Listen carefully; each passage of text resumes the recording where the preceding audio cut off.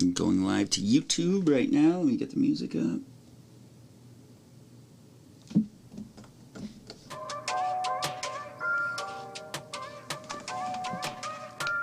And we are live on YouTube. Yeah, welcome to the show, folks. We'll be starting shortly.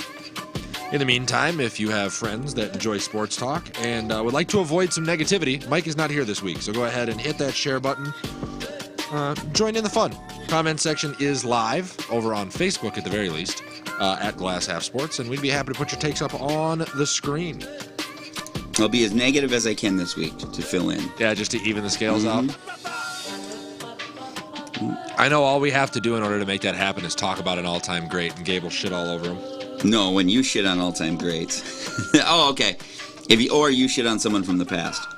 Yeah. Yeah. See, we have what's called rapport. Mm-hmm.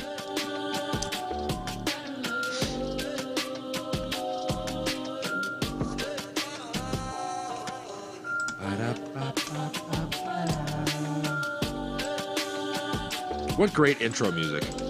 It's held up, man. It I has. don't at all. Even I don't hate it, and I hate everything. Yeah, anything with staying power, Gabe's like, get it out. Yeah. Get it out. You know what I do love, though? What? This lady.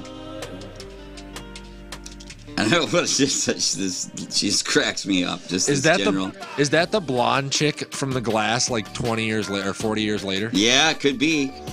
And then I like this guy. I gotta find a good way to use this, but this dude here. Let me put it up there. That'll be the last thing.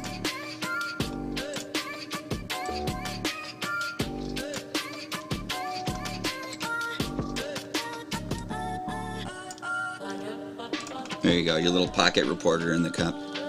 I like it because he has his finger to his ear and he's like listening and nodding. And there was a time last week when Mike was talking, and the guy moves his mouth in a way that if anyone's talking at the same time, it looks like synced up.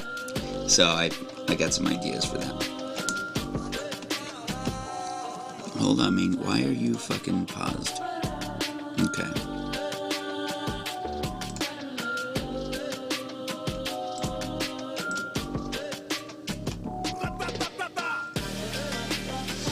Alright.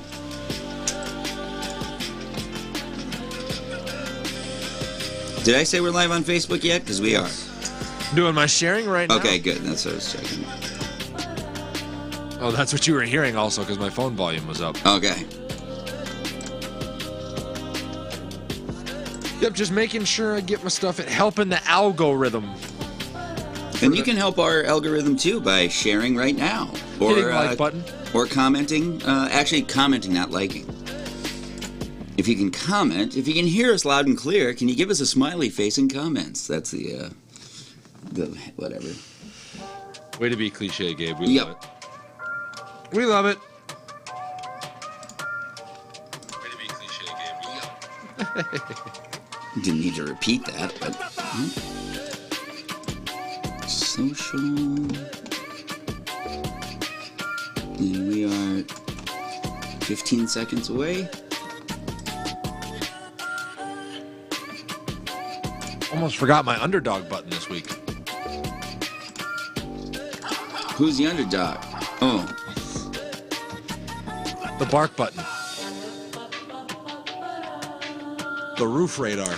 by the way, I think I solved how to do comments from YouTube, but we can do it after this. But I think it's as simple as, well, whatever. We'll talk after. Round of applause for the cause, Gabe. Yeah. I'm all about it. Oh, look at this. We got some... Oh, Gavin checking in. How you doing, buddy? Glad to have you with us as always. We'll be starting here in about 60 seconds.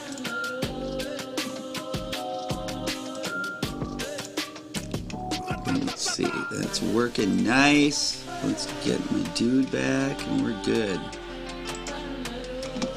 All right. And the show, as you know, belongs to you.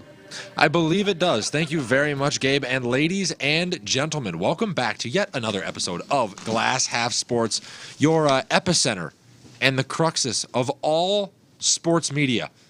for Minnesota and national news. I'm glad to have you with us as always. Today is October 20th, 2022.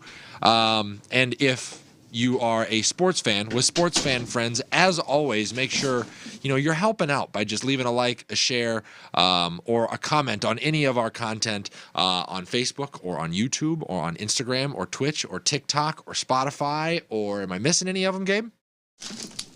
I don't think so. We're just pretty much. That was a lot. I was going to say, pretty much anywhere you can find sports media or media in general, we are available to you. And then if you do miss the show live and you just want to watch it on your big screen at home, because I feel like that's the best way to watch this show. It's more of a show than a podcast. You can always find us on MCN6 Saturdays late night, or on your Roku app at the MCN6 application that you can just plug into your television.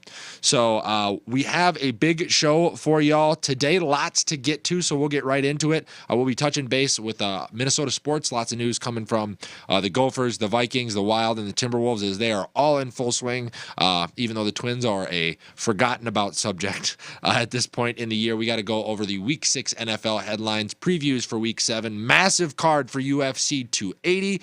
That'll be taking place in Abu Dhabi on Saturday, and then we're going to check in on the MLB playoffs before we wrap up the show. Gabe, what are you most excited to speak about this week? Sorry, I was taking a drink. Not of liquor. Sure. Your thing that you're talking about, our little argument that I can feel brewing. Oh, that's yeah. what I'm excited about. Okay. Of course, UFC all the time, and I'm actually interested in this Twins off-season talkers, but you didn't want to talk about Carlos Correa and bitch about him, so. Yeah, not necessarily. I mean, maybe if you would have elevated us to the playoffs, he'd have a leg to stand on, but that wasn't the case. So we'll leave that for a dead moment in the show, possibly, but we can jump right off with the Minnesota Vikings. How about that? Mm-hmm. Racking up yet another win against the Miami Dolphins this past weekend in Miami. Teddy actually fated to play the Vikings because he winds up coming into the game after Skylar Thompson, I believe is his name. Their third-string quarterback goes down with a thumb injury early in the first half of the game. Kind of an ugly game to start. But if we were to put this whole thing into context, the Vikings did exactly what they should have done. The offense squared off against a good defense who is only allowing 13 points per game at home so far throughout the course of the season, and they well surpassed that. So did the offense do its job? Check. Okay, how about the defense? The defense has been, and especially the defensive secondary, has been one of the biggest questions for the Minnesota Vikings throughout the entire year this year. And Cam Dantzler and Patrick Peterson and Harrison Smith in the secondary showed up and were able to not shut down but limit a very talented weapons group in Tyreek Hill and Waddle and Gesicki and all the other weapons that they have on offense as well, with a pretty, I'm not going to say explosive, but consistent offense in Mike McDaniels as well. So big ups to the defensive secondary. And then everybody's like, where's our pass rush? Well, how about Zadarius Smith just doing it all by himself? 7 pressures, 3 sacks as everybody continues to slant over to Danielle Hunter and Dalvin Tomlinson, who have been generating pressure on the other side. And Patrick Jones stepped up in place of DJ Wanham as well. So lots of good things for the Minnesota Vikings as they take in a win here from over the weekend, only continuing to solidify the fact that this team's going to be a contender in the NFC. They have gotten themselves to a place now to where they are sitting near the top of that conference and are going to be looking at now potentially a home playoff game, which the Vikings have not had in a very long time. Gabe, what are your thoughts on this Vikings team, especially after some of the conversations that me and Mike have had the last few weeks from very differing viewpoints on the team? I don't think we have a clue about this team. Really? As much as I think it is trending upward. Obviously, you sort of won me over last week a little bit that, hey, it's a new coach, new regime. Of course, you're going to have hiccupy starts and all that stuff. Yeah.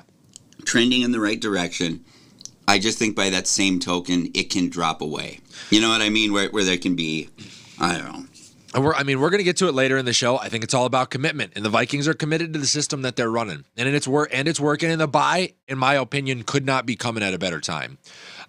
which is, what's coming up next. Another key point for the offense that we're going to get to as we talk about the bye week here is every touchdown drive that we had this week was with C.J. Ham taking more snaps out of the fullback position than normal. We scored on all of those drives. I said last week Kevin O'Connell is going to have to migrate away from the single back, downhill, zone run left, zone run right type scheme. And this year we put C.J. Ham in the game, and Dalvin Cook broke off his first long touchdown of the season, something we're accustomed to seeing for him. So I think the adjustments are coming, right? You're starting to see progress. Danielle Hunter is playing his position better. The linebacking core had great communication. The defensive secondary has started to generate turnovers. The offensive line has a little bit of growing to do, I will admit that. Between Garrett Bradbury and I think his name is Evan Ingram. Nope. Evan Ingram, our rookie right guard.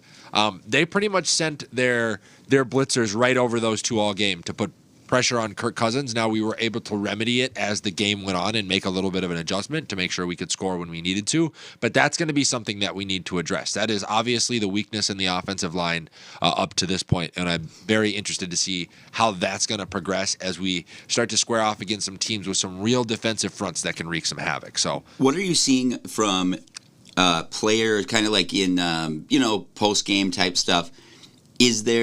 Is truly everyone in lockstep as far as you can see? They bought in, the players have bought in. Yeah, I haven't seen a single individual that has broken ranks. I mean, it's a little bit different this year. You're getting a little bit less canned answers, too, which is kind of cool now that reporters are allowed back in the locker rooms post games to get the interviews in front of the lockers before they've had the time to decompress and different things like that.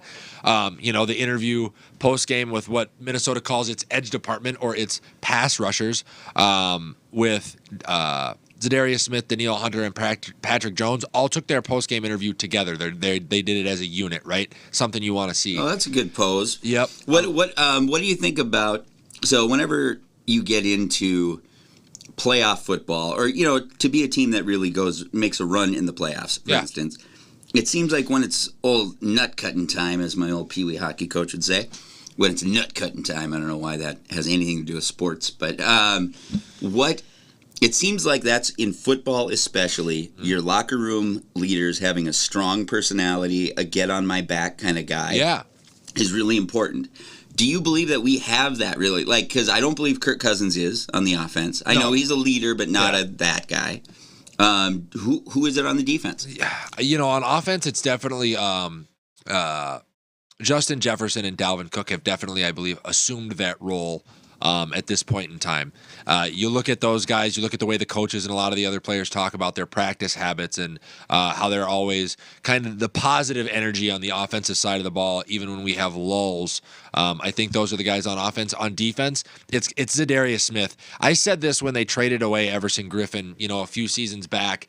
On defense, you have to have a maniac. You have to have a guy that's going to be, a Brian Dawkins, a James Harrison, a Joey Porter, a guy that's just going to beat his head against the goalpost, And the Vikings have always had a guy like that. In the last few years, we haven't.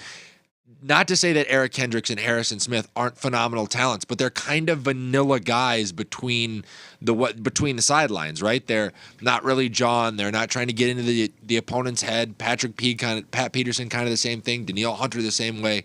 Silent leaders. Zadarius Smith is not that. Zadarius Smith is coming and he's going to let you know. So I think on the defense, it is him who is the emotional leader of the defense, and then everybody else on that defense is just kind of a lead by example from a veteran standpoint. So Harrison Smith is particularly vanilla. Yes. Of all those players. Absolutely. He's physically. Well, and which is, you can say that, but he's been the best safety in the game for the last decade, or pretty close to, if you consider longevity and the play, how the defenses that he's been on. I'd have a hard time believing that he isn't one of the better ones in the league. Here's my only, and I don't have real insight here on this, so it's not like I know exactly the type. But when you said positive leaders on the offensive side of the ball, all I thought is, in all my experience as an athlete, those positive guys, when it's really nut-cutting time, that those voices don't tend to, they're good energy guys throughout the week, but not when it's really tough. like because it sounds like bullshit then. Right. And it's like that's where you need that leader, where it's a Joe Montana type, right? Where they're quiet usually, but then when they assert themselves. And that's the only maybe that guy will develop, but I think it's going to be Justin Jefferson. Give it the end of the till the end of the season. Get us in some more high pressure situations, and I very much feel like he's going to be the guy on the sideline that's kind of, for lack of a better term, rallying the troops. He is the leading offensive weapon. So as unfortunate as some people may think it is, as he goes, the team's going to go, and that means sometimes it's going to be on him to be like, you know what? Hey KOC, fuck it, we're not playing well. Throw me a little 3-yard screen here. I'm gonna go grab 16 yards and get up and just light the offense on fire. You know what I mean? Yeah. I think it is going to be him as he gets a little bit more comfortable with that role. I mean, KOC talked about it early in the season, his progression already from being a guy that used to kind of get frustrated with the double coverages and not getting the football, or when Kirk misses him on a read. We don't see that now. He does kind of just like keep his mouth shut. He's very much a team player. And I think with that being the case, when he speaks up, it's going to hold more weight. What about Thielen? I feel like he's Mr. Kemosabe for Justin Jefferson. Honestly, like he's Master Splinter. Well, I've seen him get in people's faces in a real way. Oh, for right? sure. So I wasn't sure if he could be that, but I also wonder how he's dealing with, kind of taking a secondary role. Yeah, even in the Miami game, there was in the London game where he got missed. He came over to the sideline. He was hot. He's talking with KOC, whatever. But I think that's what I'm talking about. With KOC being a former player, he is the best guy, or he is the most equipped individual to handle those situations, right? Yeah. Like you go to a guy who used to be a player, he's going to have the best viewpoint for you. Then you don't have to have this negative sounding board or these negative comments be the sounding board of another player. It keeps everything in line. It keeps everybody in lockstep. Yeah, no doubt. And the type of player or the type of coach you can go to and do it. It's not absolutely. Mike Ditka on the sideline where it's, it's a war, right? For sure. Yeah.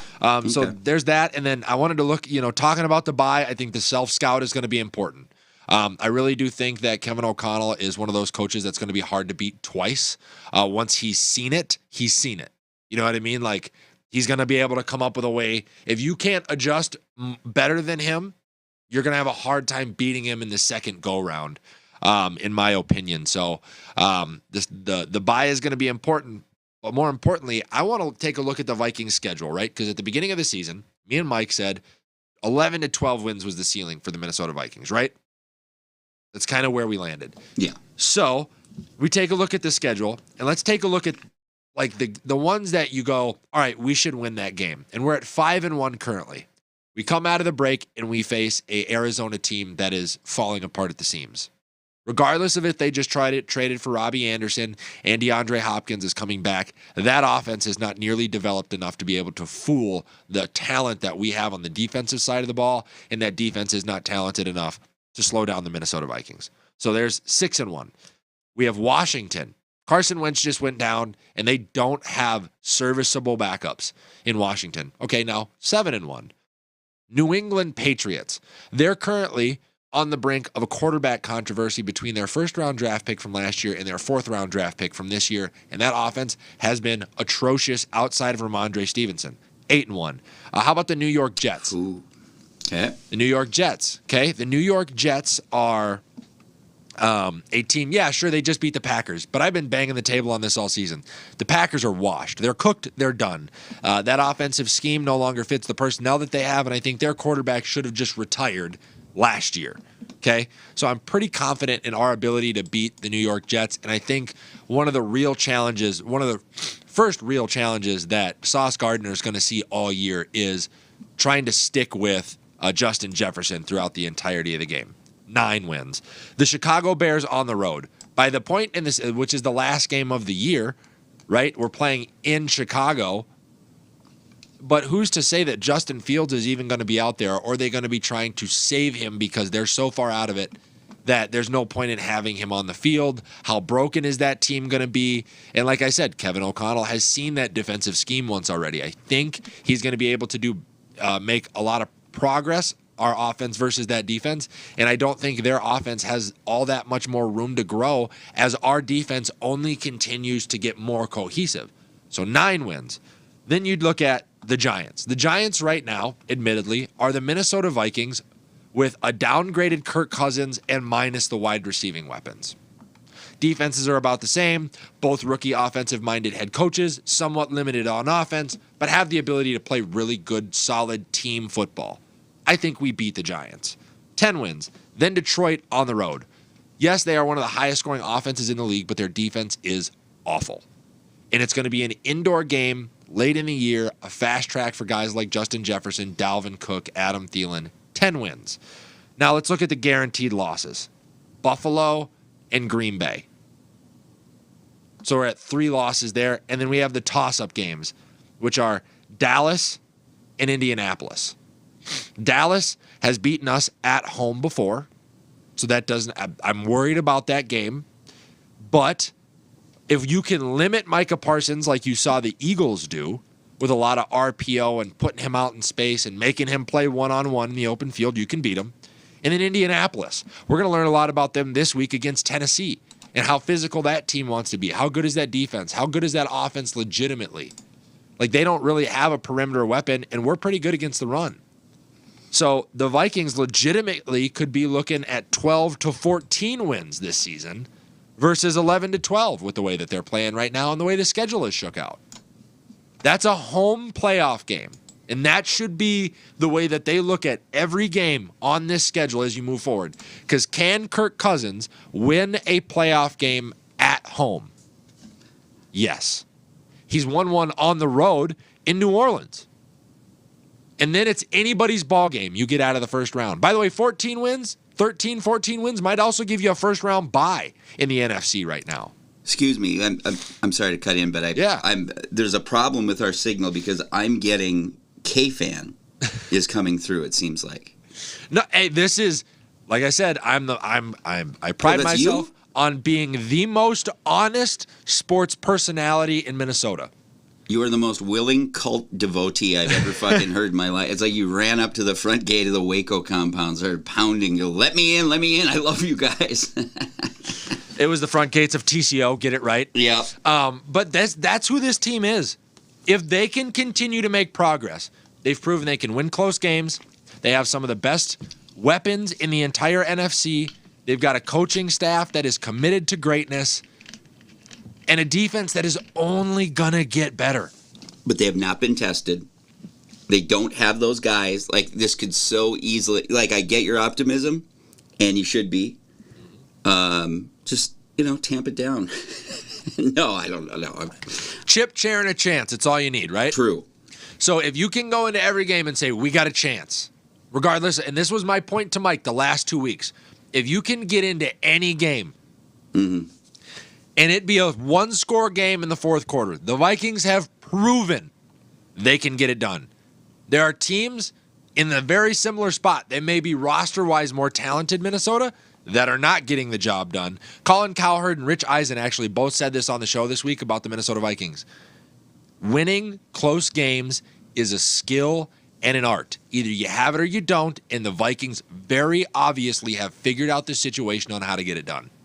So the early season wins that we pulled out because our offense was sputtering. Yep. That's proven we can win games in the playoffs? I think it's a proven sign of when it's nut-cutting time, as you would say, that this team isn't going to shrink, right? Let's look at Denver, and we're going to get to them a little bit later as well. Denver, over the last 3 weeks, has had 2 overtime games. Both times they've crumbled to lesser opponents. Okay? Yes. How about the Raiders? The Raiders are a more talented offensive roster than the Minnesota Vikings right now. Devontae Adams, Darren Waller, Josh Jacobs. They are losing close ball games. The Green Bay Packers, 1 score in the fourth quarter. They got Aaron Rodgers, 12, one of the top 5 in this generation and possibly all time, losing close ball games to New York and the Jets. The NFL is an any given Sunday league, and all you have to do is make it close on any given Sunday or any given playoff game, and you got a chance. And I think the Vikings have proven if you give them a chance, they will beat you over the head with it. You know what my favorite NFL acronym acronym saying is Sure. What's up? comes courtesy of Coach Jerry Glanville, one of the greatest coaches of all time. Okay. I love Jerry Glanville. And a ref screwed him on the call. He goes, "God damn it, you know," he's like, "This is the NFL, and that stands for not for fucking long." It's like, it stands for not for long if you keep making those calls. It was really funny. You're But right. You're 100% exactly right. it. So, This is the parity, right? Mike spoke on it. The NFL is all about parity. Teams that couldn't get it done last year, can they get it done this year? This Vikings team is not all that different outside of head coach and a couple of free agents that weren't like headliners, right? We did not trade for Russell Wilson or Deshaun Watson. We signed a couple of quality free agents. And what are you getting out of it? You're getting wins in the close moments that we couldn't get wins in last year. You're getting kickers making kicks in moments they couldn't convert in last year. You're getting a much better third down percentage. You're getting a defense that is good inside of 2 minutes of the half and the end of the ball game. The Vikings took a look at all of their glaring holes and plugged them and said, okay, with the same roster, can we run it back? And they are proving that they can. What do you? This is kind of a side question, but about the NFL. So we always have different eras. Like I think it was you and I were discussing the Wildcat era, recently, and it's like, what is this era right now? Like, I mean, what will we look back on and say, like, what's the big trend right now? And then I have a second part after that. I think the era in football that we are in right now, more than anything, and this one will probably be one of the shorter ones, is understanding situational football. Because defenses have limited the big play over the last 2 years more than any other time in football. I've not heard that. That's interesting. So think about it, even dating back to Moss and Culpepper. You could get a guy open 60 yards down the field. And, that's what Moss did. I mean, that's in a way what he really ushered in that era. Yeah. Yeah, and not at will necessarily, but if you needed it, you could try it. Yeah. Defenses are daring you to beat them underneath right now. Find a guy that can catch the ball and grab the extra yards. Look at all of the most successful receivers in the league right now. They're all yards after catch monsters. Tyreek Hill, Justin Jefferson, Deebo Samuel, Cooper Kupp, all of them, because it's going to come down to situational football. Can you make the right choices at the right times and give yourself a chance to be in position to win? Do you believe that a coaching in the NFL now has more or less impact than NFL coaches in the early 90s? More. More? Yeah. Or, okay, do schemes have more or coaches? Oof. I think it's a coin flip. Yeah. Because if you have a coach that doesn't have a great scheme, a.k.a. Nathaniel Hackett, or if you have a great scheme that doesn't have a great coach, a.k.a. Matt Rule, it doesn't matter. You got to have both. You got to have a guy that's a good coach with a good scheme, and he's got to understand who he's got in the building. What's the most important attribute that a coach needs in the NFL today? This would be a great question for Mike, who is a coach of football teams. But for me, I think it's composure. Okay. That's sort of what I was driving, or what I'm wondering is it composure, consistency, that stuff, or is it, because it, like, to me, when we look back at this era, I feel like this is the true start of the players era, right? Where, like, yeah, it could be. All of a sudden, like, the players really do have control, and I think that's going to continue to trend that way for at least a while. It could be. Yeah, and I wonder if it's like we're going away from authoritarians, right? To the guys who, hey, he's just one of the guys. We like him because we follow him because we like him. Yeah. And we respect him. Yep. Yeah. Steve Kerr, NBA, right? Right. Kevin O'Connell, I'm not going to obviously toss Kevin O'Connell into that mold, right? But KOC was there when Tom was having all that success with the Patriots. Yeah. Kind of like Kerr was there when Jordan was having all that success in Chicago. Mm-hmm. He came in. He managed a lot to Golden State, managed a lot of big egos. Or actually, we could go a step further. Kevin O'Connell was on the Rams roster.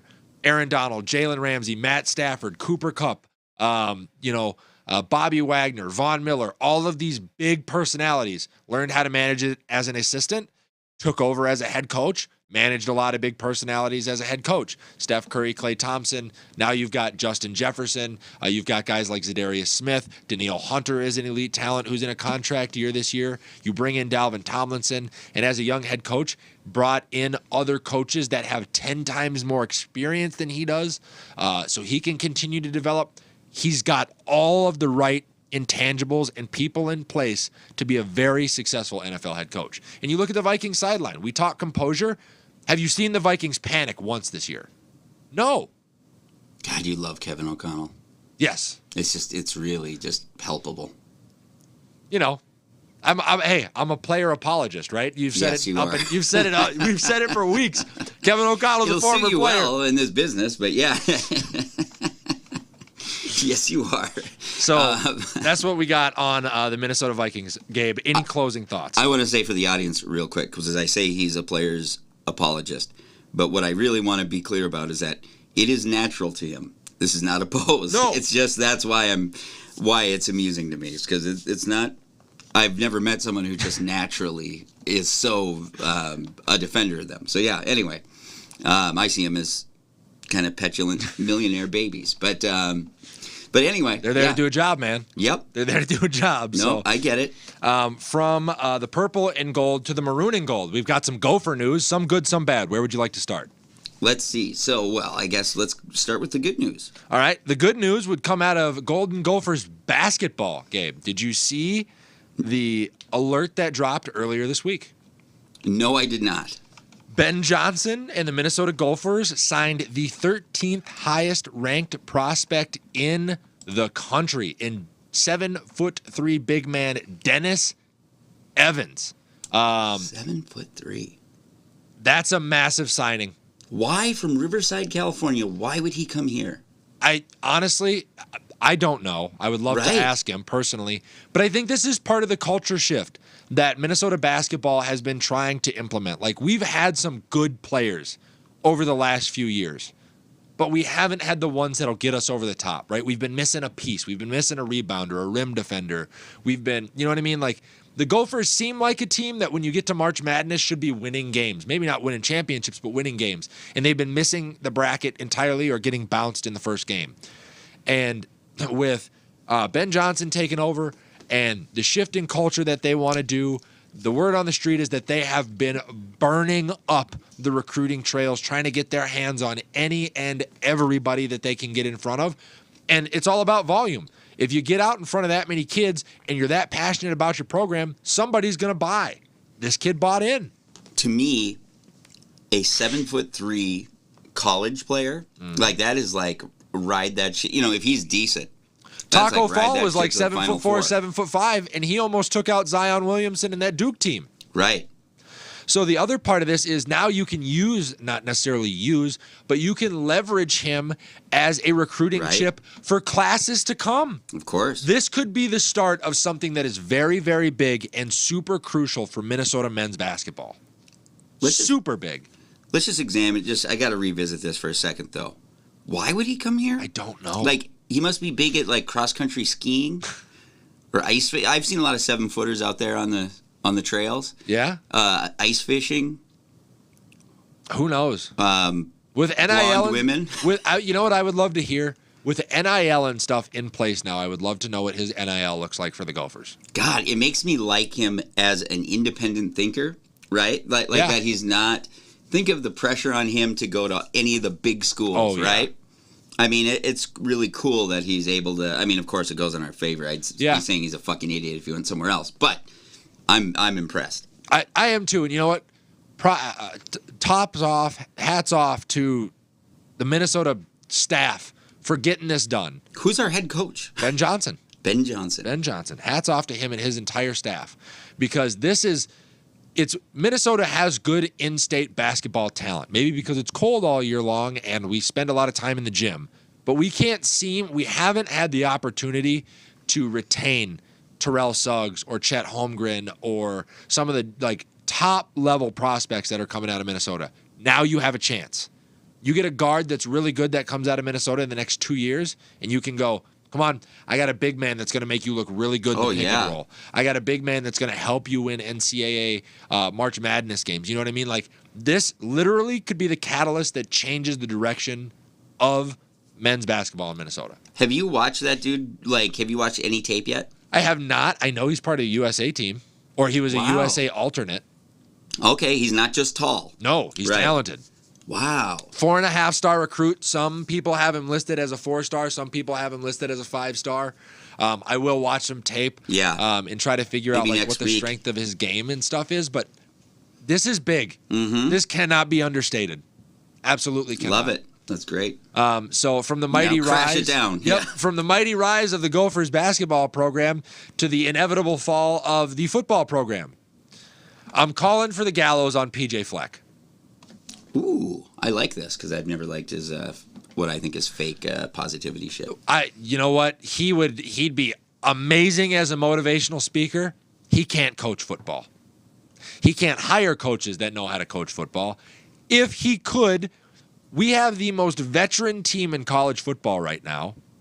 And I'm sorry, a 23, a 24, a 25-year-old are stronger and smarter than a bunch of 18-year-olds that play at Alabama. Yeah. Yes. Huge difference. We should be a contender in the Big Ten this year at the minimum. But then you wind up with these games where you get Purdue at or on the road, and it's not even close. And then you go to Illinois in a crucial game. This is the one that's going to hang your season in the balance. You know, your season hangs in the balance, and you get walked. It's every year. They play these cupcake teams. They get on this cupcake schedule.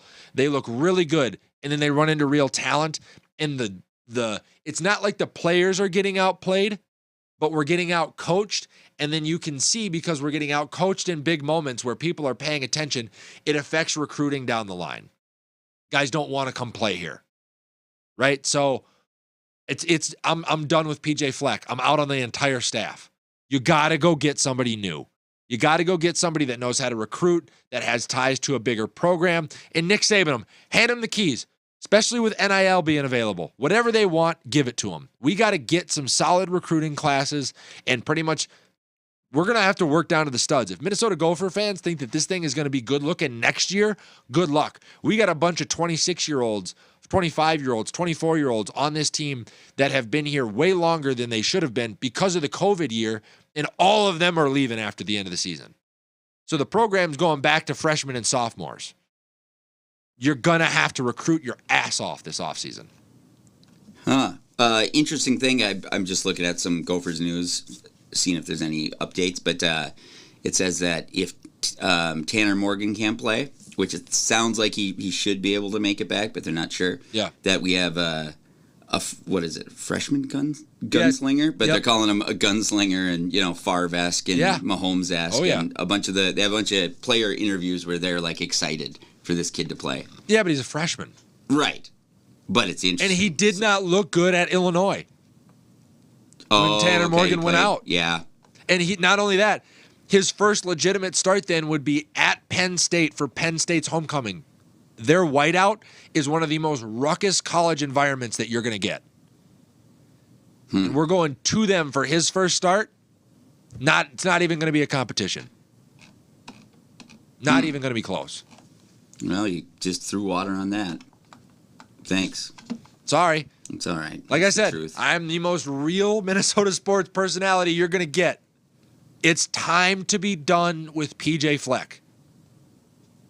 We all just need to agree with that. That's all I got. You got anything else on the Gophers? I actually have a question that's been nagging me because I didn't want to ask this and sound dumb, but now I just can't think of it. So, who is our backup quarterback for the Vikings? Nick Mullins. Who the hell is that? What the fuck, man? Nick Mullins was a backup quarterback for the Las Vegas Raiders. We're fucked. If Kirk goes down, but Kirk has proven to be one of the more durable quarterbacks in the NFL over the last 8 years. So that's good. He doesn't miss a lot of games. Knocking on wood. Right. All right. So from Minnesota Gophers football over to even more depressing Minnesota Wild hockey. I didn't think I would be sitting here saying that this week. They have looked That's terrible. Awful. Bad. They are on pace right now, and I know we're only 3 games in, and we square off against Vancouver tonight, but Gabe, we are on pace to break the most goals allowed in a regular season record by 100 goals. Oh, man, I'm glad Mike's not here so we don't have to talk about that goalie. Yeah, me too. But the defense has been bad. The transition offense has been bad. We've been sluggish. This team right now reminds me a ton of what you saw out of the Cincinnati Bengals in the first 2 weeks of the NFL season. A team that was surprisingly good and very youthful last year that came into games this year just expecting to be in every game. That's what I was going to say. It really feels like just a letdown type thing, right? Where they just thought they earned it, exactly like you say. Yeah. Yeah. We arrived. Everybody should, be scared of us. Nobody's going to be scared of you. Well, I'll say this, though.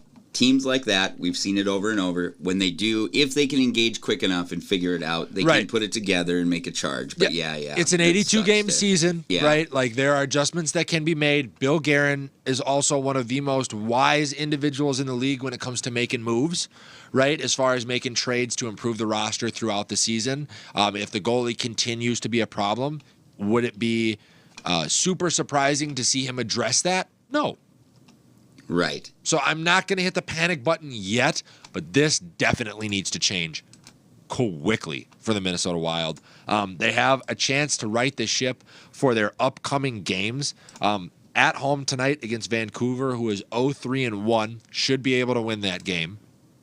Then we go on the road to take on Boston, who's 3-1-0 currently, and then Montreal, who's 1-2. So, Gabe, what do you think we should be looking at as a benchmark over the next couple of weeks for the Minnesota Wild? Sorry. Been having fun with this green smoke effect. Make it look like you farted. I'm sorry. But yeah, I was cracking up. So I'm sorry. What did you ask me? Because I was laughing there. But I was listening to everything up to that. I was just laughing to that moment. They've got 3 games coming up, against a bad Vancouver team, an okay Boston team who are 3-1 at this point, and then a Montreal team who's 1-2. What should be the benchmark? What should be the expectation for the Wild over the before next Thursday when we get back? Well, if it's been that much of a letdown, I gotta say 2-3. I know it's like we'd be at 2-4 then. But 2-4, yeah. Oh, okay. I thought you said 3 games. But we're 0-3 right now. Okay. With 3 games coming up, so 6 in total. How good is Vancouver right now? Not very. They're 0-3-1. Okay, good. It seems like we get our fucking shit pushed in from Vancouver all the time. And we're getting that game at home, by the way. Okay. So you have to win that game. Yeah. Especially since you started the season with 3 home games and got piss pounded in all 3 of them. For the points that we've been letting up? Yeah. Do you attribute that more to the goaltending or the scheme defense kind of thing overall? I think it's team play. Okay. Last year the Wild were really good in transition defense, poking pucks away and then kind of getting into open spaces in transition. We're not seeing that same type of success this year. So I think that's what needs to be cleaned up for the Wild.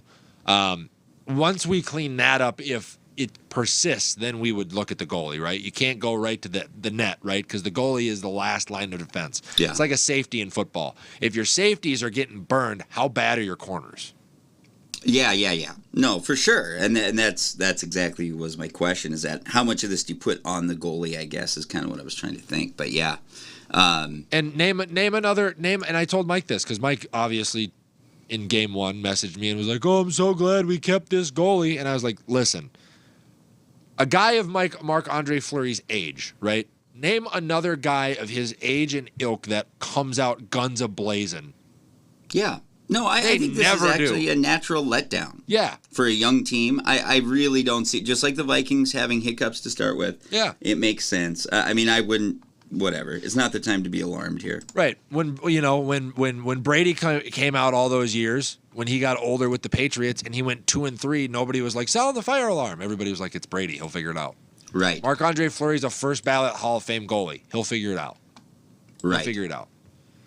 So that's my take on the Minnesota Wild. Let me know how you guys are feeling about the state of hockey's. I was just going to start watching. I feel pissed off to hear this. I seriously was, whatever. We bought a jersey. I know. We didn't have a Wild jersey in here last year. Right. It's probably hard for him to play with Putin's thugs having guns against his family's temple back there. Yeah, no joke. Yeah.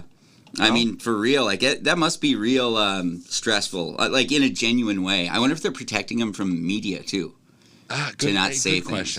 Good question. Also, that'd be interesting. That's why I said we needed to build Little Russia in like International Falls for Korea. Just no need to go back now. Take it, bring his whole family over. Right. Operate that way. We're kind of riding the roller coaster. So massive lows for the Minnesota Wild, upswings for the Minnesota Timberwolves. They tipped off last night against the Oklahoma City Thunder, and looked real good. Cat had 7 assists in the first half. Look at the big man sharing the basketball. Like, genuinely impressed because Anthony Edwards had a tough time finishing last night. And to kind of caveat on that for a second, I think that's going to be a big adjustment for his game this year. Anthony Edwards is used to getting to the lane and not having anybody in there because Cat doesn't rebound. He usually pulls the big man out to the perimeter, and there's not a whole lot of traffic in there. Last night, it seemed with the extra bodies in the paint, he did struggle to finish a little bit, but I'm sure with his talent level and his ability around the rim, he'll adjust. But yeah, he had an off night. Cat played really well. D'Lo looked great in a spot-up shooting role. I liked the way that McDaniels played, swinging the ball around to get to the open shooter consistently. Cat looked good from range. Cat looked good on the drive. Pick and roll is obviously heavily a part of the offense. Now, there will be people in the comment section that are immediately going to go, they were up by almost 20, and then they made it a one-possession game to start the fourth quarter. Well, first of all, it's first game of the year. Second of all, when's the last time the Wolves were that good, where they had to worry about protecting a 20-point lead?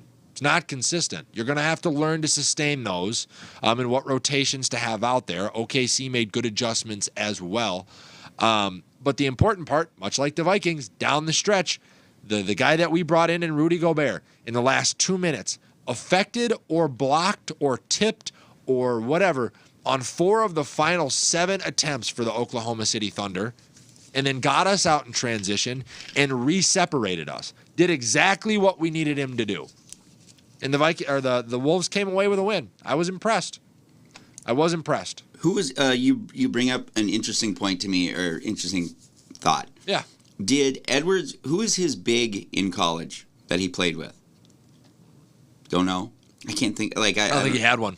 It was pretty much just him at Georgia doing his thing. Yeah. I'm just wondering, if this is, when you think of it from his perspective, new year where all of a sudden, he had underdog status last year. Well, I mean, he's never played in a system where there's going to be a big in the paint. Cat consistently pulls bodies out of the paint to get perimeter jump shots, and he doesn't rebound. Vanderbilt would come flying in to get those rebounds last year, but his guy wasn't standing in the paint, right? Mm-hmm. So now not only is there going to be the defensive body, but there is an art to working around your own guy, like working around Gobert, who's going to be under the rim, right? So that's going to be a bit of an adjustment for him.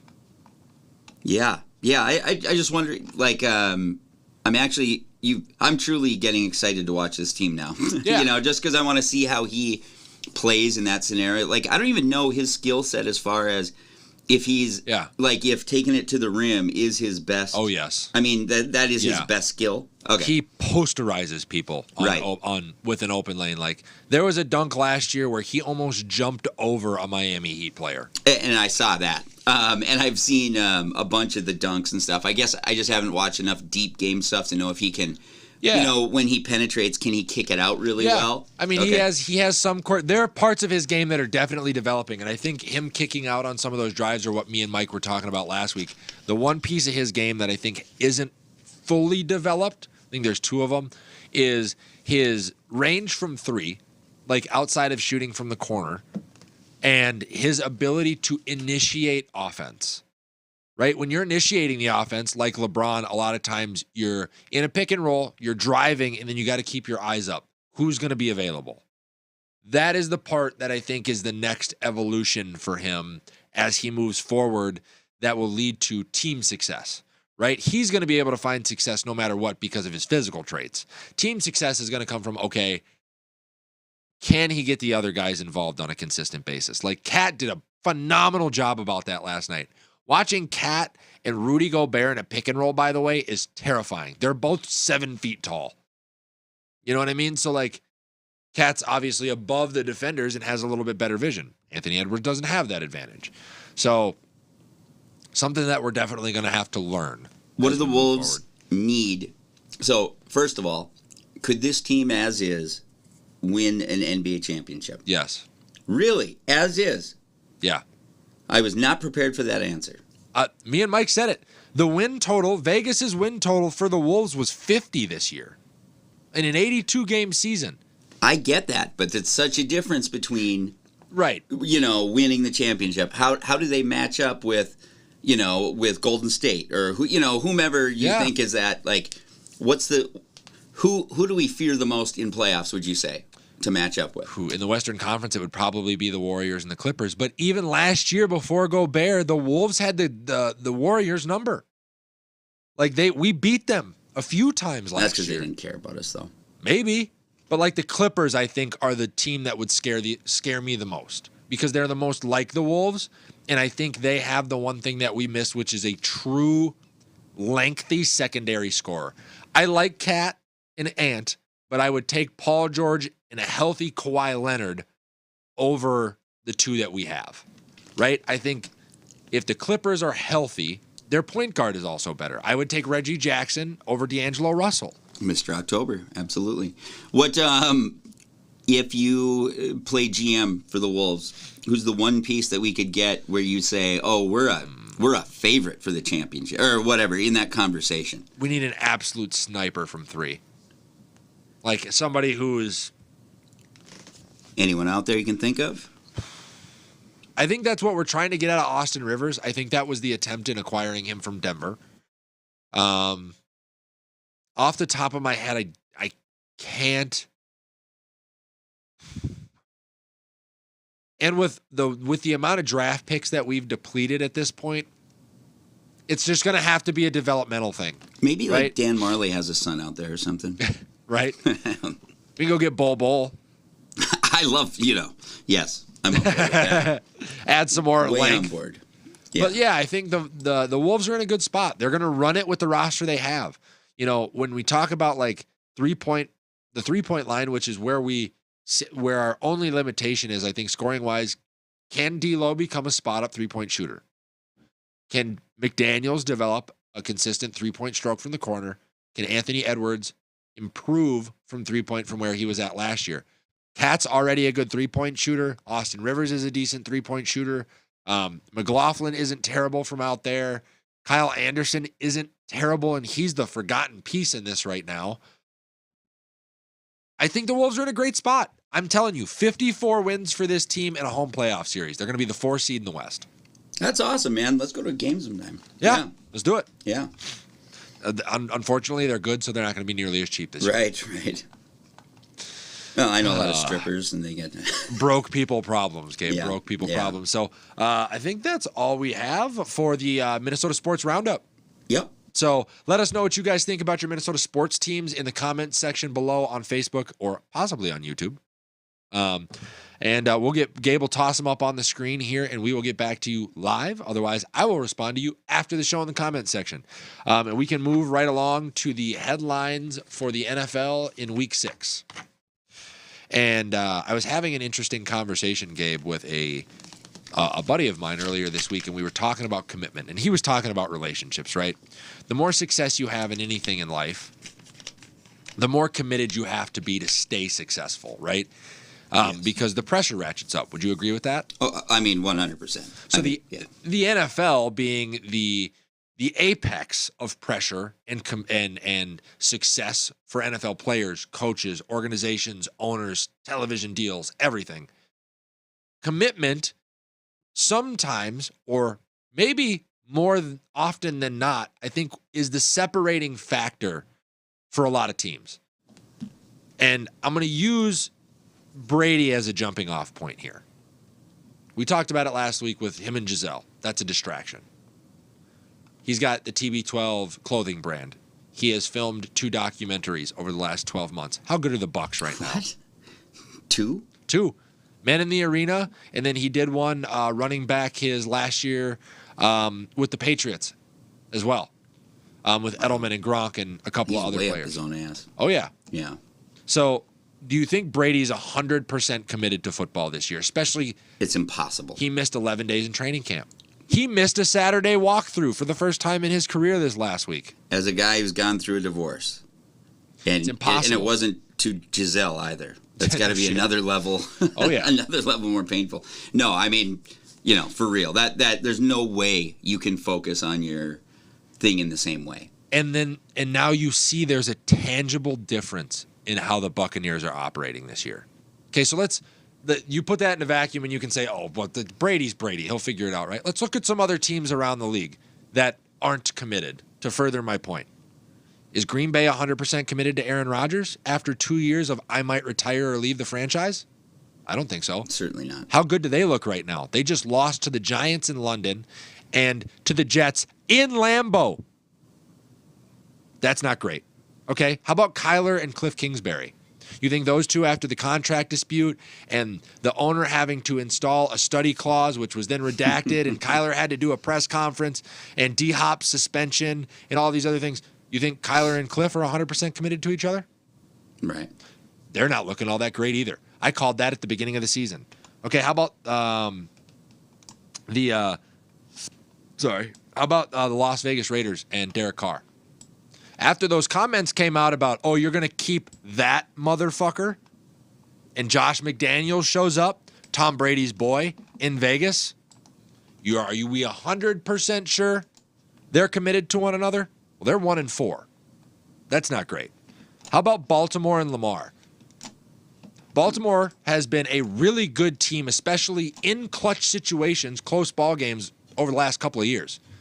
This year, we see fourth quarter problems, and instead of them being what they're usually, 5-2 or 6-1 or somewhere around there, they're 3-3, and they look bad in big spots. Lamar's got a contract dispute out there. How about the Colts and Matt Ryan, the rent-a-quarterback with Frank Wright? They don't look great. They look disjointed on offense, and the defense is what's keeping that team afloat. So just a couple of examples of teams that aren't committed. Okay, well, let's not focus on the negative. Let's talk about the teams that are committed. How about Philly and Jalen Hurts? Everybody came into the season this year and said, we're not 100% sure if Jalen Hurts is the guy. Philadelphia did not say that. They put his face on T-shirts in training camp, and they're undefeated. How about KOC and Kirk Cousins? Kirk isn't a great quarterback. He can't win in big moments. KOC came out and said, and Kwesi said, we're committed to Kirk. Kirk leads the league in fourth quarter comebacks over the last 2 years, or year and a half, give or take. A lot of that coming this year. How about the Chargers and Justin Herbert? They got Keenan Allen out. They lose their left tackle. Khalil Mack missed a game. J.C. Jackson didn't start the season together. Nobody really believes in Brandon Staley, who's the head coach, but they seem to be in every single ball game. They believe in Justin Herbert. The Titans and Derrick Henry. Now, this one's a little different because it's not a quarterback, but they believe in that system. No matter how many points they're down in a ball game, you better believe they're going to run the football. They're committed to that formula. And they're right back at the top, fighting for the top of the division now after a very ugly start to the year. Brian Daboll and the New York Giants. We had a million questions about Daniel Jones, and a lot of people had counted him out coming into a final year of a contract that they did not pick up the option on in New York.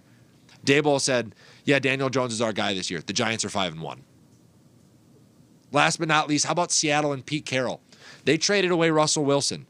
Pete Carroll traded away Cam Dantzler and Earl Thomas and Richard Sherman and got rid of Bobby Wagner and KJ Wright and the Bennett twins throughout the course of his career. Pete Carroll and Seattle have been committed to each other, and they're getting it done at 3-3 with Geno Smith. Commitment matters. That is what it's going to come down to this year. When I said situational football, it's going to be who's most committed to the task in crunch time.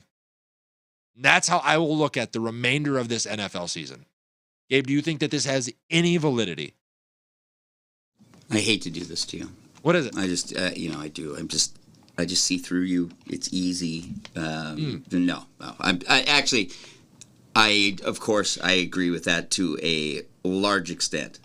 But we are discounting a little thing called, what about players on contract years? Lamar's on a contract year. But sure, I mean that's an example. Yep. But I'm saying you can go through lists and find many, who had great contract years. Sure. Joe Mauer from town here, right? Like, I mean, that does exist, but I think the difference is the mentality in a sense, right? Is because they're going for commitment. That's all anyone wants. Yeah. Is commitment and to be believed in and to be, trusted and all that stuff. So, For sure. I mean, I totally agree with you. I wouldn't say that, but there are just too many instances of people who get motivated by that sort of dismissal. But I think a quarterback in the NFL, I can't think of a great example. Maybe you can, of someone who played great quarterback over the whole season with the sword hanging over his head. That'd be interesting to kind of dig into that. Like Brock Osweiler. Yeah. But then he went to Houston and sucked. You know what I mean? So like, I get where you're coming from. There are going to be plenty of instances out there where individuals are in contract years and are playing well. A lot of times those guys aren't touching the ball every snap. And I think their mindset is just like, I'm getting this. They're not doubting it. Where this commitment thing that you say, where that really creeps in, is if any player has self-doubt for a moment. Yeah. Right? Just a momentary lapse in that. And it's, how about the 49ers this year? Because they didn't do Another a big great vote. example. Yeah. Another great example. Are the Niners 100% committed to Jimmy G? No, they have I was Trey going to say Lance. Trey Lance. Yeah. No, they have Trey Lance. They Well, no, lost, yeah. And they lost to the Atlanta Falcons last week. The Atlanta Falcons and Art Smith 100% committed to Marcus Mariota with a rookie quarterback with college success on the bench, and they beat the Niners. Yeah. No, it matters. I mean, it matters You have a ton. to be, and maybe this is a better way to put it.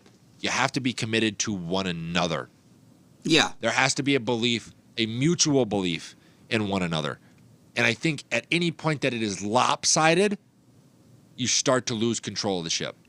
NFL, more than any sport, is reliant on each other. It's a family game, right? Yep. And it's like, ask yourself how you do if your wife says like, I'm not really sure about this. I'm going to play the field a little bit, but but I like you. I hope it works out, but I'm going to go on a date with this guy tonight. Bye. Yeah, exactly. It's going to break. I mean, it'll implode, within weeks. So, or whatever. It depends on how much of a cuckold you are. But yeah. So yeah, I think you got teams that will rise to the top this year will be teams that are incredibly committed to one another. Last example I'll give is the Los Angeles Rams last year. They lost 4 straight ball games and almost the division lead at the end of the regular season last year. At that point, they were bringing in Odell Beckham and they were bringing in Von Miller. And Von Miller had a conversation with Aaron Donald that says, "You are the leader of this team. Everybody believes in you. You need to believe in us," kind of thing. Lead the pack. That conversation happened. The commitment switch was flipped, and they went on to win a Super Bowl. Pretty convincingly, might I add. It's all about who's committed to each other. So at the end of the season, ask yourself, when the playoff rosters or when your team loses a game, ask yourself, how committed is this team to one another before you start placing blame certain places? Now, there might be a weak link in the chain, a.k.a. Aaron Rodgers, that needs to be fixed in certain organizations or eliminated or whatever you want to call it. But it's all about commitment to the cause. To me, that's the key, though, is that because I believe that most people, I don't know, maybe not most, but anyone who's somewhat sophisticated in their thought knows how important that is, right? Yeah. But when do you make that choice? How far do you let the shit go downhill before you go, okay, I know I've been saying that I believe in you, but I don't really. Yeah. Anymore. And then all of a sudden that coach, all of a sudden his confidence, his family dynamic is all bullshit, right? Because they see that. It's really fascinating as far as a psychological thing. I can see why teams switch coaches more often just because I can see coaches getting in it's all too convoluted now. You know, people don't believe me. It's too hard to save. Got to hit the reset button. Yep. Yeah. So that's what I have on commitment. And then from a guy from commitment to a guy getting ready to commit to a new team. It's almost Odell time, Gabe. Huh? Yeah. So Odell Beckham, a guy that, if we rewind the clock, got out of Cleveland, got to Los Angeles, got into the playoffs, successful, got into the Super Bowl, and was going to make Cooper Kupp an afterthought. The runaway MVP candidate in the Super Bowl last year, tears his ACL. And everybody was immediately going, all right, well, what's next for Odell? We're going to have to figure that one out. And there is a lot of teams out there where he looks like he would make a great fit right now as he gets ready to return for what's going to be another playoff push. Because if we're Odell and we're looking at Odell's situation, what does he want at this point in his career? What can maybe Attention. What's maybe going to make him a Hall of Famer? More rings, more big catches and big moments. So you got to be going to a team with cap space that has a decent quarterback, that has a decent head coach, and that's going to be in the playoffs. That narrows the window down quite a bit. The Rams are evidently either through public media negotiations where Odell's bluffing, trying to get more money out of them, or the Rams legitimately haven't made a legitimate offer that Odell respects, and now he's looking elsewhere. It doesn't look like he's headed back to the Rams. So, Gabe, let's run through some of the teams that he might go to, and why don't you tell me yay or nay on if you'd want to see him there. The first one at the top of my list was the Dallas Cowboys. Oh, man. I don't think he would choose. Well, I don't know, maybe what. So I don't think he'd choose it because of the quarterback thing, right? Possibly. But with the star on the side of the helmet. Yeah, and even the attention, the stage, and they're going to make the playoffs. Yeah. They're 100% going to make the playoffs. But does that matter to him if you don't have someone who can really get you the ball? In the playoffs. He doesn't want to go there to lose. Is he going to see single coverage? Yeah, because they have CeeDee Lamb and Michael Gallup. Is he going to see double coverage, which is going to open up other receivers if he does well for CeeDee Lamb and others to have success? Absolutely. But I think every team that goes to the playoffs, that'll be the case. Yep. So Dallas would be one of them. How about Minnesota? I wanted to shoot that one at you big time because I say hell no. I say hell yes. Really? Absolutely. Why risk the chemistry? So because we have an LSU locker room, and that's where Odell's from. Okay. Danielle Hunter, Patrick Peterson, Justin Jefferson, I think one or two others, all from LSU, and that's a tight-knit group down there. But there's no LSU people who are above him. You know what I mean? He's still Odell Beckham. He's gonna think he supersedes everything, and I can just see the risk. Now, if you know the inside stuff, like if he's coming to you going, man, I want to be here. Yeah. LSU team, we can do this. Yeah. Hey, that's another conversation. Well, but a great conversation to have surrounding the Minnesota Vikings is who was the man that had to manage Odell's ego midseason last year in that offensive room? Oh, it would have been Kevin O'Connell, our current head coach. So they have rapport. Did he manage that ego well? Oh, yeah. Okay. Oh, yeah. There were games where Odell was playing hurt for KOC. There were games where Odell wasn't getting the ball. Not a peep. Well, I got to say, okay. All right, you sold me. For real. I didn't make that connection, of course. I think the Vikings are a good one. How about Baltimore? If I were him, I wouldn't go, but they're missing a legitimate top weapon. They will be a playoff team by the end of the year. And especially if you're Baltimore if you're trying to mend fences at all with Lamar Jackson, going and getting Odell, probably not a bad idea. What was the first team you said again? Dallas. Yeah, or you can play in Dallas or Minnesota where it's inside, catching the ball and everything like that with quarterbacks who can, who can get it up to you. I mean, I will say, as much as I despise Kirk Cousins, he is good. That's the type of dude you want throwing you the ball. Absolutely. Absolutely. Yeah. Two more. Okay. Buffalo. Why not? He had a teammate that he came in with around the same time last year in Von Miller, who played in L.A., and they won a Super Bowl together. Where's Von Miller playing currently? Yeah, Bills. In Buffalo for a real good football team. And a real good quarterback. And a super good quarterback. But cold weather. Going to catch the ball in fucking Buffalo. That's tough. I think he's more likely to find an indoor team than people would like to admit. Think of the difference from when you played, right? It is a profound difference. Oh, yeah. your numbers could, I mean, Well, a big especially a difference. guy that is a little older now, that has had numerous lower body injuries. Do you want to be playing stiff? Or do you want to go somewhere warm and play where you can play loose and have to worry Yeah. a little bit less about the injury thing? Yeah. That's why I take Green Bay off the list immediately. Immediately, I take Green Bay off the list. I don't care how good Aaron Rodgers is. If I'm Odell Beckham, I'm not playing in minus 12 in Lambeau in Week 16. You know what, though? There's something that's compelling to me from his perspective.